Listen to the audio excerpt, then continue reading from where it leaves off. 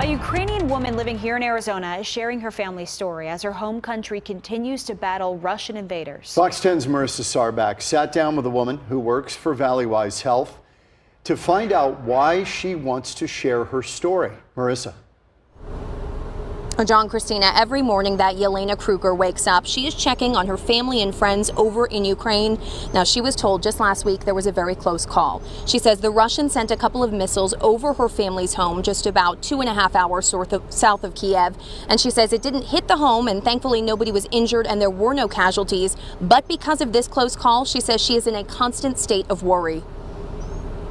The anti-missile system was able to shut them in the mid-air, and they both landed into Dnieper River, but of course everyone heard the explosion and ground shock. Yelena Krueger's immediate family lives about 2.5 hours south of Kiev. Luckily, she says there were no casualties from the missiles. But they live every day through bomb threats and fire raids, like 6 to 12 times within 24-hour period of time. Yelena talks to her family daily, but with a lapse in communication becoming common, it's difficult to keep in touch. She's constantly worrying about them. Concerned that next time it could land on the house, and still feeling like you're stuck in a bad dream and you can't wake up. The registered nurse anesthetist has a family and children here in America, so she can't go over to help in person.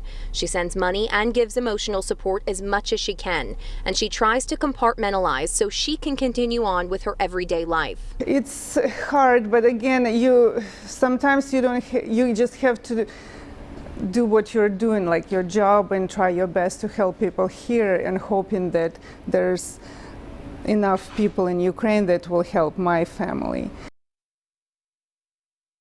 I asked Yelena why she wanted to share her story, and she says she wants to make sure people are not forgetting what is going on in Ukraine as we inch closer to that 3-month mark of everything that has been going on. And she also wants to remind people how fortunate they are to not have situations like this happening here in America and to be in a very safe country right now. Reporting live in Phoenix, Marissa Sarbak for Fox 10 News.